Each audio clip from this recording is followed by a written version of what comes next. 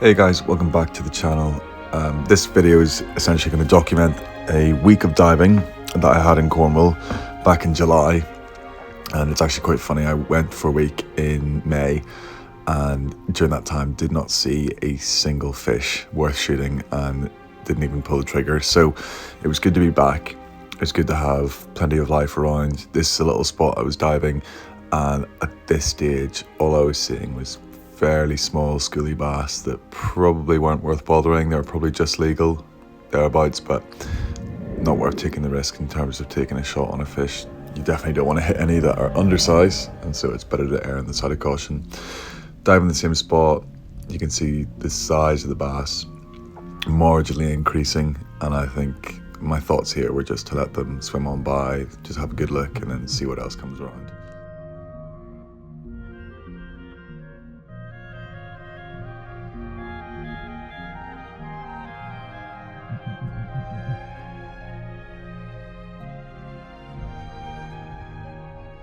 So I've always found the bag limit around bass to be something that massively enhances the enjoyment of my dives. I'll quite often go out, shoot my first bass. That takes the pressure off, then I can relax into it and really set my sights on something that's a bit more special, it's a bit bigger. And I think when you do that, and you're about to see an example of it, so I got my bag limit for the day, and I was just diving with these bass, maybe in the off chance there's a mullet in the school or there's some pollock around, but the bass, the behaviour towards me changed on the flip of a coin. They were schooling round, they were completely unbothered by my presence, whereas beforehand it was hard work. It was burying myself in the kelp, throwing up sand, loads of grunting, and really putting out all the stops to get these fish to even come within a few metres of range of a shot.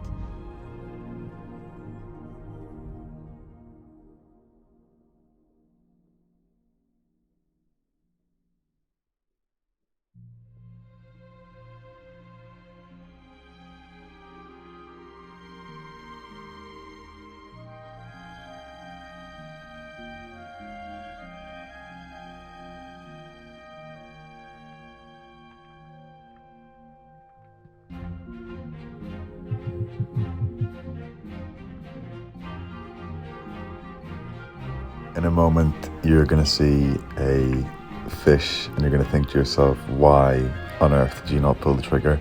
And entirely right to think and say that, but in this situation, I was holding out for something that I was envisioning at the back of the school that actually never appeared. And I think quite often there are larger fish at the rear of the school, but in this isolated incident, they were actually at the front and they were leading the school, which is not something you see all the time. So I definitely misjudged this one, and definitely a good learning curve in terms of this reef in particular. There's lots of the current moving around, and maybe it was something to do with how the current was moving at that particular point of the tide.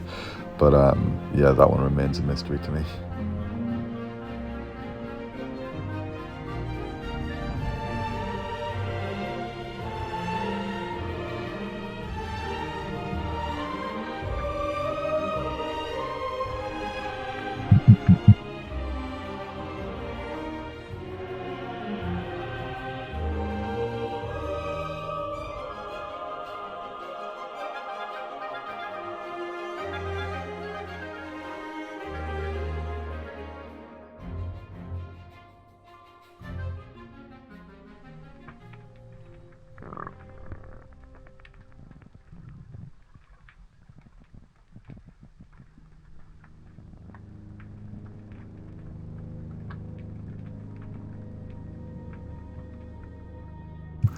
different day, very different conditions. These are after a series of westerly winds that really just stirred up the water and made the visibility just slightly trickier. It wasn't undiveable, but definitely harder. And as a result of that, the fish are coming in and you're having less time to react. I end up swinging my gun around there like an absolute idiot, spooking the majority of the school. But somehow they hung around for the shot, which baffles me looking back on this. And I think I preach a lot about good hunting technique. That is categorically what not to do. And I ended up being very fortunate to shoot a bass. What you'll see here is good hunting technique, but just unfortunate to get tangled in as much kelp as I did. And I think that can sometimes be the caveat of diving and submerging yourself in the kelp. If possible, just make sure your gun's clear of the kelp. Either, you know, you rest it above it and get your hand around the kelp, or whatever way works for you. But definitely a source of frustration, and you'll see it again in some of the later clips that the kelp was definitely bothering me today.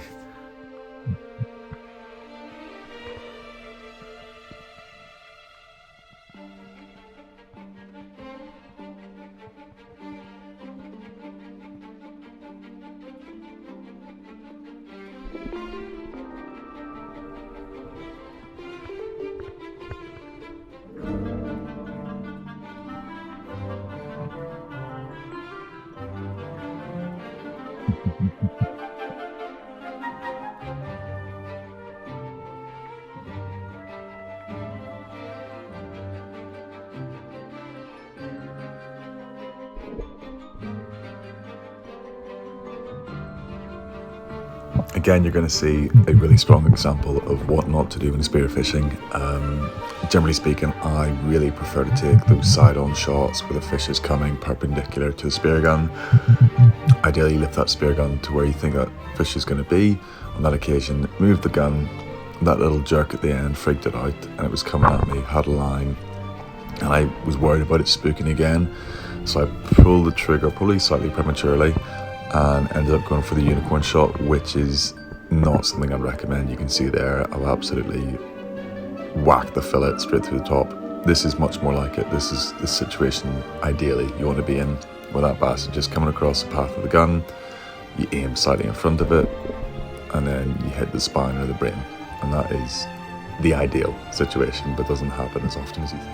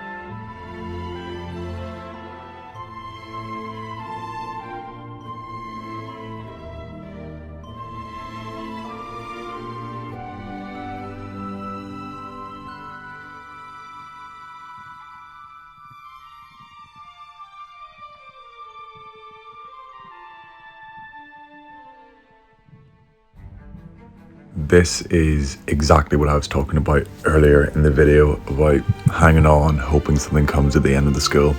So I'm diving in a reef. It must be, I think, 10, 12 meters, nothing horrifically deep. And you can see here the bass are really, really relaxed. They're just steaming past me off the current, not too concerned about me. I'm low, I'm out of their way, I'm in the kelp, and I'm not really posing a threat.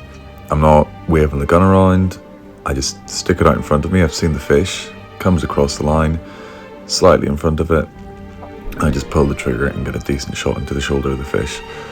That's a really good example of decision fatigue as well, and you can be in these situations where you have a massive school around you and you're waiting and you're waiting and waiting and you don't know what fish to shoot, and oftentimes actually you can end up coming out with nothing.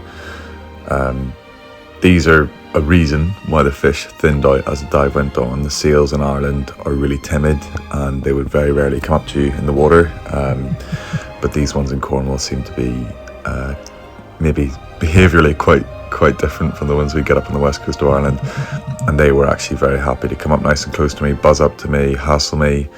And at one point it was a bit, I would say the behaviour was borderline aggressive. They were coming pretty close, buzzing right up and shooting off, and they actually did end up taking one of the fish off the floats. This is the biggest fish I got on the trip, and this is on a pinnacle between two reefs, so it's just like a little ledge. I'm well tucked behind the rock, and you can see there's loads and loads of bass around. They're much bigger than the ones earlier in the video. They're a bit further away, so it's quite hard to tell in the video here, but again, you're trying to make the right decision. You're scanning and scanning, looking for a slightly bigger bass. I do see one just in front of me there, and again get slightly caught up in the kelp, but we managed to make it work and get it somewhere in the middle of the shoulder, slightly further back than I would have liked. And yeah, that brings a conclusion to the video. Hope you guys enjoyed it. I've got plenty of footage from Ireland, so potentially be looking at dropping another one in the next couple of weeks.